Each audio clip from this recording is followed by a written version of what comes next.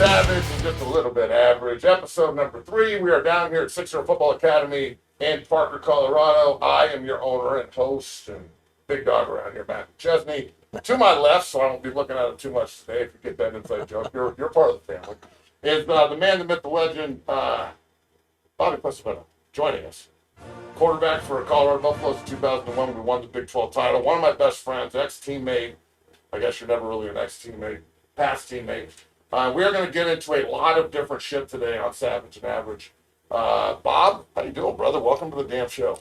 I'm good, man. Thanks for having me. Yeah, it's always good a cool setup. Always good to have a quarterback on the show to talk about anything and everything we need to discuss, especially when we've got Deshaun Watson and Kevin Durant and the Avs and conference realignment and so much more. So look, let's go straight into this. And we are going to start the morning off, okay, over here at 6-0 Football Academy with the first segment here talking about your Stanley Cup champion Colorado Avalanche, brought to you by our good friends over at Rico's Burritos. This is Matt McChesney from Savage and Average, the owner and operator down here at 6-0 Football Academy, and I want to talk to you about our friends over at Rico's Burritos. The Rico Burritos keep me rolling on a daily basis. My sons eat them constantly. My 12-year-old over here is staring at me right now as he scarfs down another one of these badass burritos from Rico's Burritos. It's a hearty 10-ounce breakfast burrito offered in 8 different flavors, 3 delicious breakfast combinations, 5 scrumptious lunch options, and the pride that is taken in offering a high-end restaurant quality burrito is second to none. The finest ingredients you can find, authentic recipes that have been in the Garcia family for 30 years. Young Cruz is in the program over here working his ass off on a daily basis. Rick Garcia, his father, played at Oregon State back in the day. They put the same passion and intensity that they have in every walk of life in their training and chasing everything down that they want into their family business, Rico's Burritos. For over 30 years, the ingredients and flavors have been identified as the best in the business. And the moment you bite into one of these unbelievably delicious burritos, you will know. Check it out. The website is www.ricosburritos.com. That's www.ricosburritos.com. And it'll give you all the locations, how to purchase the burritos, so on and so forth. On Facebook and Instagram, Facebook is at Rico's Burritos, and Instagram is Real Rico's Burritos. That is Rico's Burritos, a proud sponsor of Savage and Average over here at 6-0 Football Academy, and we are rolling. So, thank you to Rico's Burritos and all that they do to keep the Dungeon family fed. There's a couple of them right here in front. I personally love the breakfast burritos. They crush me every time. I'm on a food call meeting here. I'm trying to eat and coach. I'm like, hey, good. They're so damn good. So I'm telling you, Rico's Burritos, where it's at. All right, so let's talk about the Avs right off the bat. We're both big hockey fans. Not like, I don't think that we're both hockey experts by any means, but we're fans to say the least. What'd you think of that, man? That was a pretty dominating run. 72 wins, the most in the history of the NHL, the pure dominance in the playoffs, beating the 2-time defending Stanley Cup champion. I mean, I think that they've set themselves up for a dynasty-type run here with the Colorado Avalanche. Yeah, I think you're right, man. It was so much fun to watch. I mean, there's not many things as cool as playoff hockey, in my opinion. So awesome. And my little knowledge of the game of hockey, the thing about the Avs that was so fun was they were so damn fast. They were faster than everybody else on the ice. Power play, when they go power play and they go back into their own zone, and Kemper or, whoever's playing goal feeds it to McKinnon and he just goes straight down the ice. Yeah. I'm just like sitting up in my feet like, oh. But I agree. Like the only thing about the whole hockey thing that kills me are the hockey snobs. Like, I can't jump on the bandwagon. You don't want us on the bandwagon? We can't cheer too. We buy tickets. I buy sweaters. I like hockey. I dig a fight. Don't be a hockey snob. That shit is played out. We can all commingle. And the thing about hockey snob is, the best part, is hockey snob never played hockey. That dude can't skate backwards. You know what I'm saying? Like, one of our main athletes in here right now is Joe Capra. And Joe Capra was the 4A quarterback of the year at Denver South last year. He just got his first offer the other day. Big time player. then also, just on side note, was the 5A Hockey Player of the Year for Denver East. They won the state title last year. The kid's a fucking animal. Okay, let's just be real. All right, so Capra is about as good as they get here. Okay, and he's even said to me several times, like, I'm not good enough to play in college hockey. I'm not good enough to play in the NHL. It's just so pure and so fast. When I've got the indication from him that it's as elite level as it is, man, that's all I need to hear. I really think the Avs have put themselves in a position here to be a dynasty moving forward with McKinnon, Landeskog, and McCarr, and all these other freaks. Yeah, they're set up to be successful for a long time, man. And the thing about that game, that impresses me so much is I can ice skate and I can take a stick and handle a puck separately, but put those two things together and all my athletic ability goes right out the window. So there's such a high level of respect for what those guys do and the physicality of it and how long they're on the ice. It's just they play 82 games in another collision type sport. So look, tip of the cap to the Avs. The parade yesterday was kick ass. Oh. Let me ask this question real quick. Broncos and the Avalanche both have 3 titles. Who gets 4 first? Wow. I'd have to say the Avs. The Avs. Yeah, I would say the Avs too. I would expect them to be front runners to repeat next year. Yeah, absolutely. They're not going to get any worse. No, not at all. Other great players are going to want to come play with the LeBron James of hockey and Nate McKinnon and the best defensive player in the world, Kale McCarr, who's rewriting how to play that position. So best of luck to the Avs as they move forward. Kick-ass season. Anytime you can win a cup, I'm in. They won in 96 when I was a freshman in high school. Mm-hmm. They won in 01, the same year we won the Big 12 at CU. And then now, in 2022, they get another title. And they're hoisting Lloyd Stevens Cup. All right, let's move on here on Savage and just a little bit average. Kevin Durant. Kevin Durant, bitch ass, wants a trade. And he does it 3 hours before free agency starts, too. Can I get a trade? Look, man. I don't know. I love the NBA. I love the NBA during the playoffs. I think Kevin Durant is an unbelievably talented player. No one's questioning that. But as a Golden State fan, I'm from the Bay. I loved him when they had, Fulk and Chris Mullin and crossover Timmy Hardaway. When he went there, I was not a fan. I don't like him. And for some reason, I feel like he's smug. And this is the kind of shit he does. And there's a part of me that wants the Nuggets to pursue him, because I don't want to play him in the playoffs if he goes to Phoenix. But at the same time, there's a part of me that's like, man, fuck this guy. I don't want him even close to my team. He'll just ruin it. Yeah, dude, I agree on the fact that I do like playoff basketball, playoff NBA. Yeah. But I'm sick and tired of this shit, man. It's all the putting together these teams and then they complain and they, when the prisoners are running the yard, and that's kind of what's going on right now. I mean, it's bad, yeah, and the money they're making, I mean, these deals, Joker's going to get what, over $250 million he got in his max? $264 yesterday. Okay, 5 all years, right. $264, and he's worth every penny. Yeah. I wish Kevin Durant thought like Nikola Jokic, because then he would be a 7-foot Michael Jordan.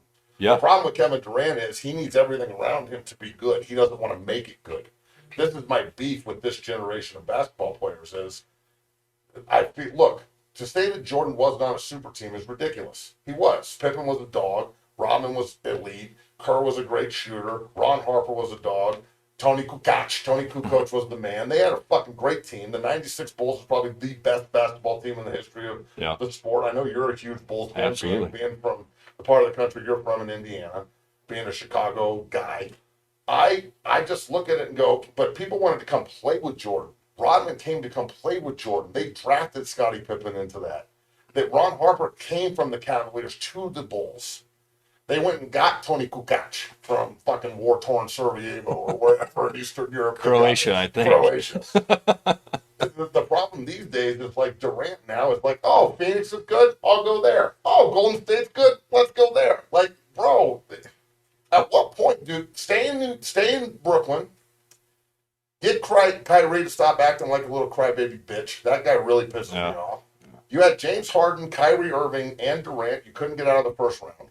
You had to get rid of Harden. Now you got Ben Simmons. I can understand why he wants to get traded if you got Ben Simmons on your team. But at the same time, look at him. Look at Durant's tenure. He went to the finals with Oklahoma City with a prime Russell Westbrook and a prime James Harden, and they didn't win. He went to the finals with an established Golden State team, and they won. He won back-to-back finals MVPs. He was the big dog on the court, yada, yada. But Golden State just won without his ass. They don't need him. No. So I look at this and I'm like, at what point do you just have enough pride as a player to say, if you want to win, come to me, not I'm going to go to Phoenix. Although if he did come to Denver, I wouldn't. Yeah, I mean, I think that's what, you bring up MJ, like that's what separates him, right? Like he made guys better, and that's what created a super team, right? He didn't have to go find guys, right? He made people better. And I don't think Kevin Durant's doing that for anybody. No, he makes everybody worse. Exactly. So, I mean, it just, this era and the attitude of the NBA, I can't stand it. Yeah, it's pretty bad. Although the playoff basketball this year was pretty intense. Yeah, it was. It's still gotten to the point here where I look at it like this. This year's Warriors team. You put that Warriors team on the court with the 0-1 Lakers. Do they even win it? Is it even competitive? Do they win a game? Because I don't know how you stop throwing the ball. How does Shaq not get 100 points? Well, you don't have anybody to guard it. It's such a different game. There's no, I mean, besides take Embiid maybe in Philadelphia, but his game's different. I mean, he plays on the outside. He's a total large player. Yeah, I mean, he's not big, physical, moving people around Even down low. Nicole's the finesse center. Yeah, this game is so much different. But they've taken the physicality out of it too. I mean, you can't even hardly touch anybody, and it's a foul compared to what it was, 20 years ago. I mean, they were beating the hell out of each other. I know we sound like old guys here, but we are. I mean, we are old. Rubbish. We are old guys, and our generation was fucking better than your generation, and this generation is soft as baby shit, and the 80s and the 90s is where it's fucking at in the NBA. So if you don't like it, Jordan's better than LeBron, hands down. But fucking Mason Harris is walking around the gym right now, big defensive end going to CSU Playboy, just shaking his head like, oh no, LeBron's better than Jordan. Oh, yeah, man. Okay, yeah, fucking right, okay. LeBron lost his goddamn finals as Jordan won. Let me just squash that whole conversation right here. Please. So the guy that begged to get extra teams into the playoffs, this play-in shit that they have now. That's LeBron, right? Yeah, LeBron. Begged for that, wanted that, put his team together in LA, and couldn't even make the damn playoffs. More than half of the league makes the playoffs now. And he's supposed to be one of the best players ever? Give me a break. The playoffs. Yeah. All right, so, look, Kevin Durant, we'll see where he goes. We'll see what the movement in the NBA looks like this year. The Nuggets have made a couple of, bench moves, getting rid of Will Barton. High five. That sounds awesome. They got rid of Will. They bring in some good players. We'll see what happens with the Nuggets moving forward. Look, if you can go out and get Kevin Durant, I guess my question is this. Would you give up Porter Jr. and Jamal Murray for Kevin Durant? Oh, man, I don't think I would. Not right now. I would.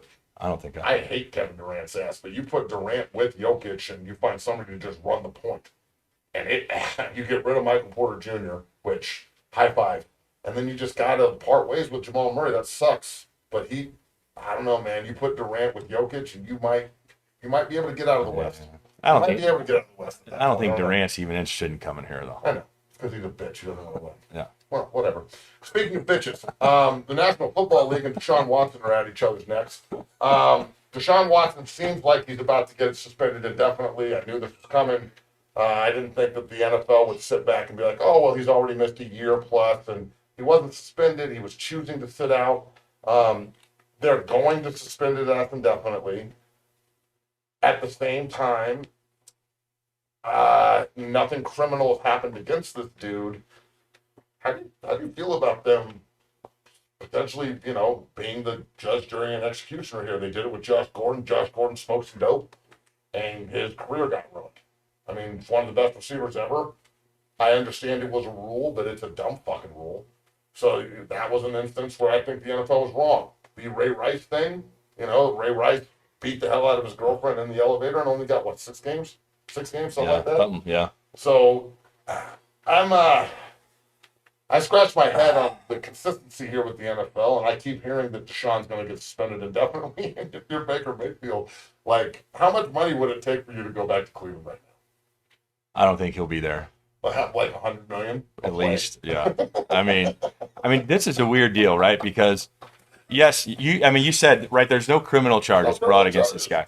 But how many, was there 24? There's 24 documented, cases against him in civil court, and then there's 66 plus different massage therapists that met him. And not only that, now they're suing the Houston Texans because the Texans were the ones that set up the rooms and set up the massage therapist. and had a non-disclosure agreement. So it's pretty much like a fucking sex contract. Remember the show? Oh yeah, absolutely, yeah. And he's fucking over the chick. She's like crosses out anal. And he's like, damn it. So that's fucking weird. Not only that, the Texans are setting this up, but then, like, I guarantee you there's stories. You know the way the locker room is. Oh, yeah. So everyone's like, oh, Sean's got more fucking massage therapy appointments. Ha, ha, ha. Now it ain't a joke. I mean, the weird thing is, right, because they're settling out of court, right, we're never going to know what really happened, right? He settled, what, 21 of the 24 or something like that? Yeah, so, I mean, I guarantee there was things signed there where you can't talk about it ever again, and this is going to be wiped under the table. So, but I think in this day and age, I mean, listen, like, I get it, it's not criminal, but if there's 24 accusations, where there's smoke, there may be. I mean, if there's like one or two, okay, let's sit down and argue about it, but 24, like, so I think the NFL has to do something to set some sort of a example here to suspend him. But I mean, at the same time, like, how dumb are the Browns to offer him all that money? Is this a rhetorical question? Well, I mean, we always know, but stupid. it's just another damn stupid thing that they've done, because now they're going to be stuck, and who knows how long he's going to be out for. So look, I'm almost positive that in the contract that he signed, the 5-year, $230 million contract, they can totally reverse it and get all their money back based on the about what's about to happen. So I would expect that he will get suspended. They will cut him, recoup all their money back, and the stain will be on Deshaun Watson. All right. Okay. My thing is, if you're Baker Mayfield, you went number 1 overall. You went to a dog shit franchise that hasn't won since 1990 or 1989 when they lost the AFC title games. The last time they've been to the playoff or like been relevant. They've been to the playoffs since. Baker Mayfield's the first quarterback to win a playoff game since then. He takes them to the divisional round. They almost beat Kansas City the year Kansas City goes to the title. It's in the middle of COVID, no less. He did not play well last year with the pressure, and there's a lot of guys on Cleveland's team that didn't play well last year under that pressure. And now you're in a position where you've signed Deshaun Watson, you've got Baker Mayfield on the roster, and you don't have a quarterback. Name another situation in NFL history where you have Deshaun Watson and Baker Mayfield, yet you still don't have a starting quarterback. That is crazy to me that the Browns can be this ridiculously, like, remedial. They can be this bad. Like, nobody in the front office was like, maybe this isn't a good idea. No one? Well, that's just par for the course for those guys, man. They just continually, yeah, exactly. Fucking turds. Speaking of turds, the National Football League moves forward here. Deshaun Watson, will he get suspended? Baker Mayfield, will he come back? Do you think Baker comes back and plays quarterback for this team in any capacity whatsoever? I highly doubt it. So if you're Cleveland, you just tank the season to try and get the number 1 pick? Well, I mean, you're going to have to replace your quarterback somehow. Yeah. If you're another quarterback out there, why would you want to go there? No, I don't think you would. I mean, I think they're going to play. Jacoby Brissett's probably going to be the guy that plays if once Deshaun gets suspended. But that sucks for the Browns because they got some talent on their team, but they're not going to have anybody unless. I mean, I think they'll be okay even with Brissett at quarterback because he can manage the game, right? And they have enough talent around him. He's like Teddy Bridgewater. Yeah, I mean. Well, I mean, don't get me wrong. Like, they're in a shitload of trouble. Like, but trouble, bro. Yeah, but what's new for that organization? All right, so look, Colorado Center of Functional Medicine brings you our NFL talk today. Make sure that you go check them out. Remember to follow them on Instagram at CCFM. Okay, it is an unbelievable product. Colorado Center of Functional Medicine brings you our NFL talk. Matt McChesney here, and any of you that are looking to improve performance and get your health in check, reach out to our friends at the Colorado Center for Functional Medicine. Their men's health optimization plan is designed specifically for males that can identify specific health priorities which many doctors fail to address. They use precision blood work, which looks at your hormones levels, your micronutrient levels, your insulin, and many other markers which are often overlooked. This plan can also include an advanced body composition analysis to see where your body fat, your muscle mass, your visceral fat levels are at any order to establish individual nutrition plans for every single client. Stop relying on fad diets, crazy workout programs, and bro science. Health and fitness are not the same thing. If you want true results, they can help you at CCFM. Mention the podcast Savage and Average to receive a 10% discount on every single optimization plan, as well as a free body composition analysis and nutrition consultation. Their website is www.ccfuncmed.com. That's www.ccfuncmed.com, or call them at 303-500-3038. All right, rolling into this. This is really the point of today's show. I'm really glad that we didn't do a show because the news hit the other night that UCLA and SC are leaving the Pac-12, to go to the Big Ten. The realignment is now exploding again. Both of us, proud Colorado grads, proud Buffaloes that won a lot of games there and were part of some really, really good teams. They played in the Big 12 back in the day where, no offense to the new generation, but I really feel like college football was better. The rivalries were better. It felt different to me. What are your thoughts about all this, just right off the bat, before we get into the nit and gritty of combining conferences and where CU goes? I'm at the point where I love college football, but I hate it so fucking much. Sometimes I don't know what to do with myself. It's kind of like, well, I won't go there. I mean, it's, here's my initial reaction, right? You're taking away what used to be really cool about college football. These conferences that were established, teams were used to playing each other. 100 years of rivalries. Yeah, and now that, obviously the almighty dollar's changing everything, right? Mm-hmm. I mean, it makes absolutely no sense to have USC and UCLA in the Big Ten, it's geographically. Ridiculous, like, bro. I think at the end of the day, just get rid of the conferences. Just say in 1A, here's the top 50 teams and you're in a conference, and here's, the smaller conference schools and you're in a conference. Because this stuff is just ignorant. Like, who's gonna be next? You look at the Pac-12, right? You got to think Oregon and Washington are probably the next two to bail. They've already reached out. They're already talking guaranteed Oregon and Washington to the Big Ten. Right, and then you got to think that you go back to the East Coast. You got to think Clemson wants out of the ACC. And I would imagine that the SEC is looking at picking up schools like Clemson, Florida State, Miami, the big dogs down there in the South that aren't in the SEC yet. Those teams are going to jump to the SEC, I would agree. And then, the other thing that you think about, like, when does it get attractive enough for Notre Dame to finally say, we want to be in a conference? Well, never. You don't think so? Well, let's ask real quick. Hey, Bruton! Come here real quick. And Dave, look, this is just the beauty of 6-Year Football Academy. David Bruton, 10-year pro, my ex-teammate with the Broncos. So, look, you were on episode 2, Savage and Average. We're talking about conference realignment, okay? Mm-hmm. Notre Dame, will you guys ever, you're a proud Golden Domer. Absolutely. Will you guys ever join a conference regardless of what's going on? Absolutely not. Why not? Money. You got your own TV network. You don't need to join a conference to be successful. You can just make your own schedule and roll. Yep, absolutely. There's your answer. All right. Thank you. Perfect. So, look, Between the Lines Physical Therapy operates here at 6-Year Football Academy. David Bruton, the great David Bruton, runs that out of here. So I'm telling you, this is next level shit over at 6-0. And again, you want to know about Notre Dame? Bam, we got answers. So, okay, as a proud Colorado Buffalo, I was crushed when they moved from the Big 12. I went to CU back in the day to beat Nebraska, Kansas State, Oklahoma, Texas to play in those games. When Texas A&M, Missouri, and Nebraska and Colorado, the mass exodus started, it hurt my feelings. I don't like the Pac-12. I thought it was a terrible idea when it started. I've always said it was terrible. Everybody in here can attest to that. I've always hated it. I hate it even more now because now we're really fucked. And I don't see a situation where Colorado is going to be, even if they could win 13 games and they're still going to be on the outside looking in for a national title spot. And this is kind of my point. My problem with what's going on here. They're eliminating like 2/3 of the schools for even playing for the title. Yeah, you're right. And that's bullshit. That's not what fucking football is. That's not what college football is supposed to be. You can have more money, you can have better facilities, you can recruit better players, you can do all these things better.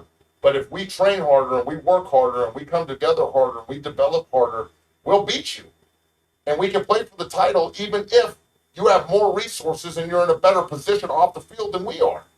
That's what made college football so great to me back in the day. Yeah. Well, why would I want to go to Nebraska and play for national titles? I'm going to go to see you and fuck you up. I don't want to go to Oklahoma. I want to go to see you and beat you. I don't want to go to Texas. I want to go to see you and beat you in the Big 12 title game. I don't want to go there and be like, oh, another fucking banner for Texas. No, I want to build something and be part of something.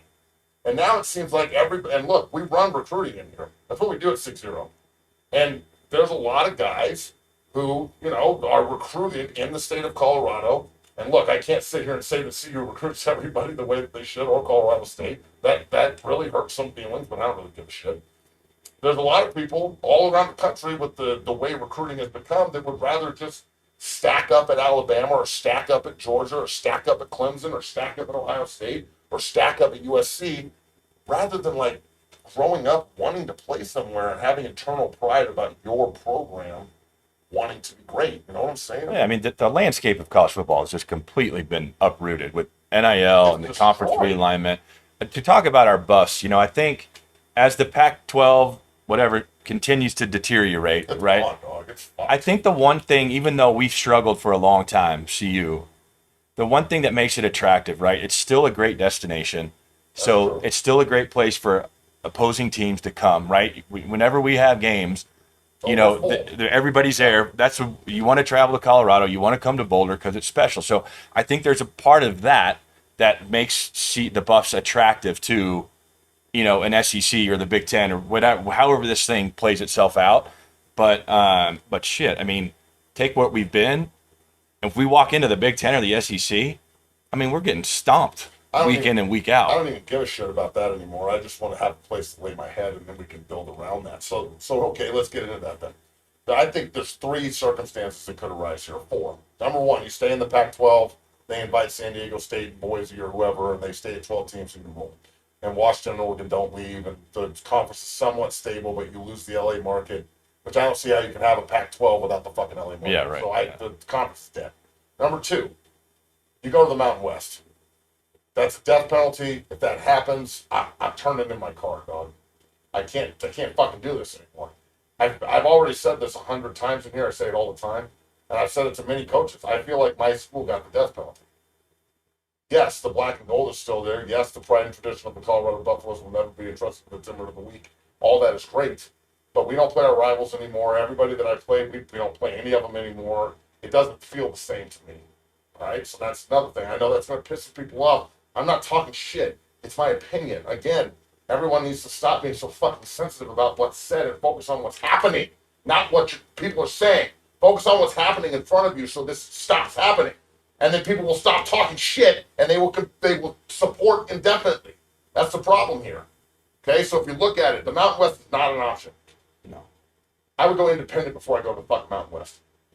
3, you join the Pac-12 and the Big 12 remainder. All right, and that looks like this.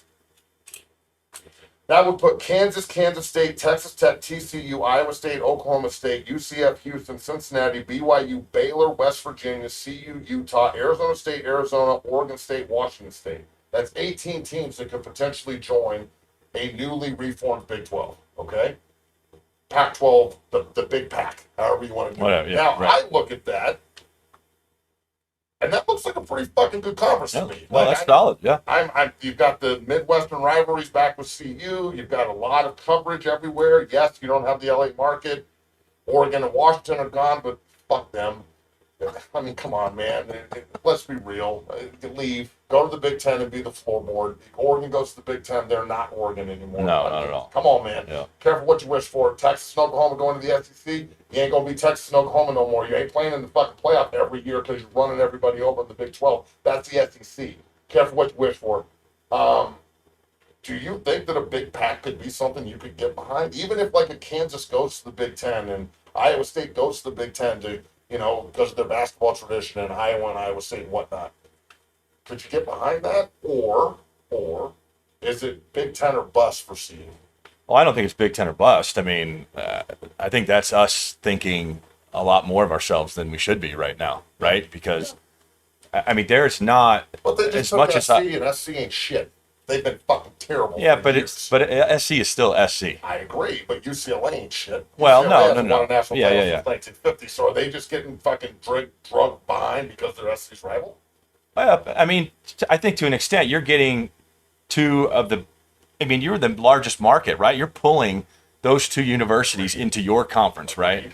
So I just think it's attractive that if you can get them both, right? Sure, UCLA hasn't been very good in a long time, but if you can pull both of those schools out of LA and out of the Pac-10, 12 into your conference, yeah, I mean that's huge for them because now the Big Ten has the LA market. Like that's crazy to even think about, right? From when we were growing up, that the Big Ten would have LA teams in it. So one thing, we've got a couple of guys that played at Michigan here, Connor Jones, Reese Atterbury. We've got guys at Michigan State, Braden Miller. We're very close to the coaching staff at Michigan State. Everybody knows that. They go from Rutgers all the way to LA now. Yeah. And if you look at like the map that comes up during Big Ten play, when they do that, they start in Nebraska and they pop up everything all the way across. They love synergy. And they love the fact that they can go from state to state to state. You can drive through the entire Big Ten. That is literally the only thing that's keeping me on the ledge here. Is I think that they could take CU in Utah and like in Arizona and throw all those schools together, and you've got a pipeline all the way to LA. And you've got an established rivalry with Colorado and Nebraska, and you've got an established rivalry, so on and so forth, with other schools. You go to Kansas and Iowa State, and you've got, more. So that's the only thing that's really keeping me on that fence. I don't think it will happen. I talked to Clapp for a long time last night, and I was really optimistic when I talked to him. And then afterwards, I was like, fuck, Joel, thanks for squashing my dreams. The Big Ten would be amazing. I think you're going to need to be in the Big Ten or the SEC here moving forward. And again, I do agree with you that I think all the conferences are going bye-bye anyway. So Are we talking about just like 66 to 68 Power 5 Division I teams and then everybody else? Are they even going to play each other anymore? Is there going to be any cross-pollination here? I mean, everything's going to be different, right? It's killing me. Why would you take a product like this that's so fucking good, that's built around respectful hatred? That's what college football used to be. It's built West Virginia, Pitt. We respect you, but we fucking hate you. Yeah. Colorado, Nebraska. We respect you, but we fucking hate you. Texas A&M and Texas. We respect you, but we hate you. And you're taking away the Civil War. Oregon and Oregon State aren't going to play anymore. The Apple Cup, Washington and Washington State aren't going to fucking play anymore. And you want me to get behind this shit? Here's the one thing that I do get from the USC UCLA side of it, right? The knock on the Pac-12, Pac-10 for years has been, right, they play at 7:00 West Coast time, so the East Coast people 9:00 at night on the East Coast aren't watching the games. They're asleep. That's why the Heisman Trophy hasn't been won since Reggie Bush. Right. So that my point is McCaffrey lost the fucking Heisman Trophy because he played at Stanford. No, you're absolutely right, and that's my point. I think the greatest thing for them is now they're going to be playing in the Central Time Zone, the Eastern Time Zone, in prime time in those markets now, where they're going to get so much more exposure to their players and how good they are, where now you're not stuck on, Pac-12 after dark and it's, 1 a.m. in New York. And nobody gives a shit who's playing in the Pac-12. There was a game a couple of years ago where they played Oregon State in Corvallis, and the game didn't start till fucking 10 p.m. Yeah. And it's like, I'm asleep at halftime. It's midnight. It's 2:00 in the fucking morning on the East Coast. How is that good for anything? No, it's not at all. So look, I'm not saying that SC and UCLA are wrong. If I were them, I'd jump too. Why the fuck would I want to be in the Pac-12? I didn't want to be in the Pac-12 in the first goddamn place. And now I'm looking at it and I'm like, see, this is exactly why I didn't want to be in the goddamn Pac-12. I'd rather just remain in the Big 12 and have to pick up the pieces of that conference because it's better. Yeah. People, no offense to the West Coast, but people in the Midwest give a shit. In Stillwater, Oklahoma, they care. And Cal Berkeley, they don't give a fuck. At Manhattan, Kansas, they give a shit and sell out every game. At Stanford, I've been to a game where there was no one there for a conference game. No one. No one. They don't give a shit. So, I'd rather go back to the Midwest and the scraps of the remaining Big 12 and bring Arizona State and Arizona and Utah and CU and Cincinnati, and that looks like a pretty good conference to me. And a couple of these schools will fall out. West Virginia and probably go to the ACC or something like that. And you just build a strong Midwestern base again and go back to work. And try and rekindle some of these rivalries. It's not going to be real hard to rekindle Kansas State CU Those fucking places hate each other. Yeah. Hate Oh, yeah, each other. absolutely. It's Yeah. not going to be real hard to rekindle Oklahoma State CU. That was an old Big 8 rivalry they played every year for 100 fucking years. So, look, the Texas base, if you look at CU's recruiting this year, they are so ingrained in Texas recruits. They are recruiting the shit out of Texas. I guarantee you, everybody out there in Boulder right now, from Chris Wilson to Carl Durrell to Rick George, everybody is sitting there going, I really hope that they just merge the remaining Pac-12 with the Big 12 and we roll. Because that's the way to keep everybody happy here. Instead of both conferences going away and you've got 18 schools here that are all Division I Power 5 worthy that don't get to play for it anymore, what's the goddamn point in doing it anymore the right way? Why would you invest in your athletic departments anymore? Why? Well, it's going to turn into SMU? Well, we don't give a shit anymore? I can't get behind that, bro. I can't, because I was told back in the day that history and tradition mean something. Well, that's why not anymore. Shit. No, but okay, if they don't anymore, that's fine. That's fine. But that doesn't mean it can't be rekindled. No, you're right. Absolutely. No, I So, agree. like, Yeah. if they're going to do this conference realignment the way they are they going to go to 15 games? They need to expand the schedule. They need to stop playing the November 8th fucking SEC Alabama Mercer game. Oh, absolutely. That's got to go away. For sure. If the big dogs are all going to play each other and we're going to be big dogs, then okay, if you want these conferences to realign and all that, then start the season off with relevant football games. Is Utah and Utah State never going to play again? That's not going to go well with the folks in Utah. CU and CSU, even though they don't play, they're never going to play again? That's not going to go well with people in Colorado. We can go without it for 3 or 4 years, but we want to play each other. Right. Yeah. So the second level and the first level, they aren't going to match up anymore. I just don't see how that can be productive for the entirety of the game. And if you're one of these big conference snobs that like, oh, well, my school's in it, so I don't give a shit, that's essentially like saying everybody else that's underneath you is just a peon and you don't need to worry about it. And the minute that you start disregarding everybody else that's underneath you, the entirety of the top falls. Look at the country. I mean, let's be fucking real here. So the smaller schools, I think they have a lot of power they don't even realize they have. Stop playing the game and see if you get invited to the table. Yeah. Players, if you want to get paid, really, and not just this NIL jerk-off bullshit, just don't play opening week. Just sit down and say, we need to be cut in 50% revenue, or we're not going to play anymore. See if all the walk-ons attract 100,000 people. So there's a lot that needs to change about college football. Players union, that's fucking necessary. Players need agents. The NIL shit is a fucking scam. Like, there's guys getting jobbed. The Miami quarterback that's 17 years old that got $9.5 million to go to Miami, and he's making more than like 10 professional starters. I don't see how long that can go. Yeah. So, look, man, what do you think happens here as we, move out of this monstrosity disaster? Well, I mean, let me start with the NIL thing, right? So disappointed. See, now, dog. The crazy thing about NIL that probably a lot of people don't know is every state has different laws around NIL, right? And Colorado is one of the strictest states on what we're allowed to do underneath NIL. Where you go to Texas or you go to one of these other states, and they have no laws around it, right? So every state is different. So somehow the NCAA has to control that. Have laws? No, shit. Oh. But first of all, the NCAA has to control that, in my opinion, because this stuff's getting out of hand and out of control. I'm not saying these kids don't deserve it, but you're opening Pandora's box, and it's just going to get worse and worse and worse. I don't think a 17-year-old fucking snot-nosed kid that doesn't know what an overfront is, that's basically just being. This is like drafting Sam Bradford number 1 on potential. Yeah, I don't think he deserves. I don't think he deserves $9 fucking No, not at all. No. Not even a fucking drop in the bucket. Absolutely that much not. Money. Give me a break.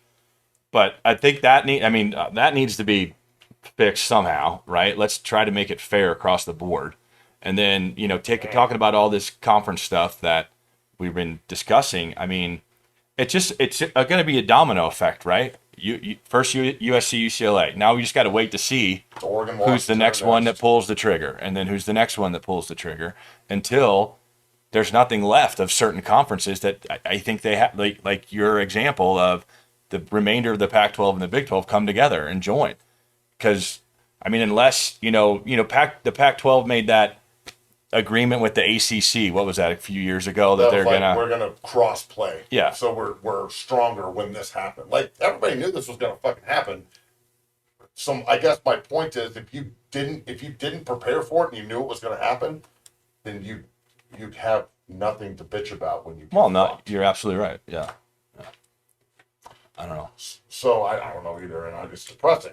It's super depressing because I feel like that place has so much potential, and so do the coaches and so do the players. But at some point, you've got to sit back and go, when the people in the top don't believe in it and just want it to be all education and the Harvard by the Rockies, they are sitting around the elitists up there that hate the football program, and there's a lot of them.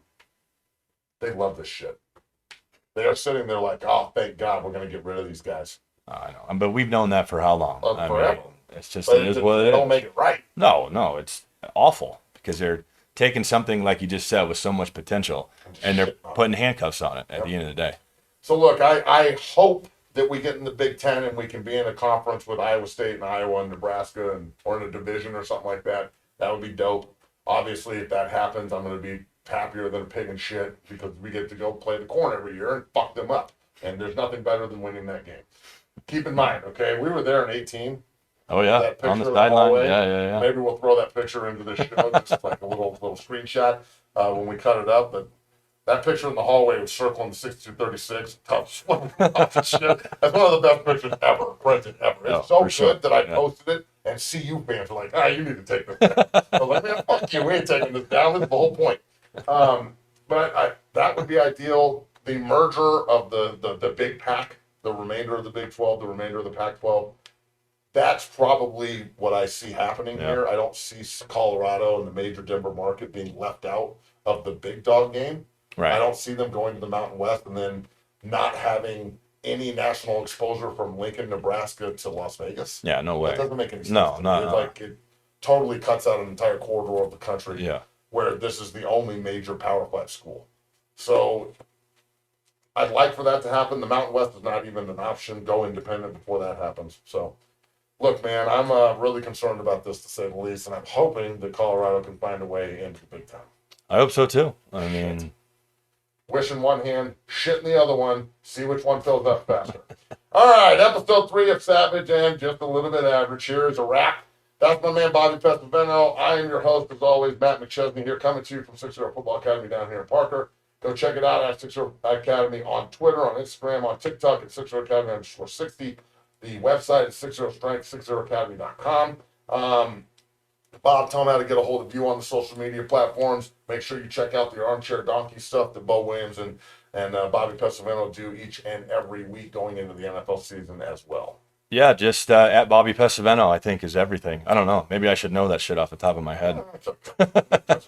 It's not the fucking Tinder address. All right, so I'm Matt McChesney. That is Bobby Pesavento. Big thanks to my man Travis Jones behind the mic. My man Nick McChesney over here running TikTok Live, and my man Mason Harris over here taking videos. That is a wrap. Have a blessed and safe July 4th. God bless this great country. And I hope we're still here on the 5th. Later, folks.